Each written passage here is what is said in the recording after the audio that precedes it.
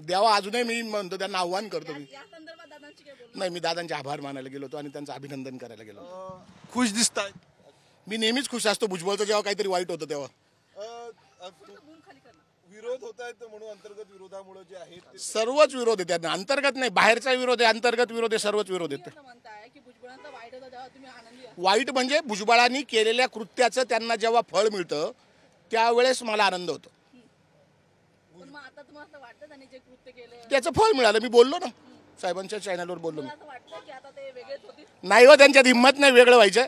मी आजही आव्हान करतो भुजबळांना, त्यांनी वेगळं होऊन दाखवावं. आव्हान हा, चला भाजपमध्ये जातील अशा हिंमतच नाही त्यांची कुठंच जायची.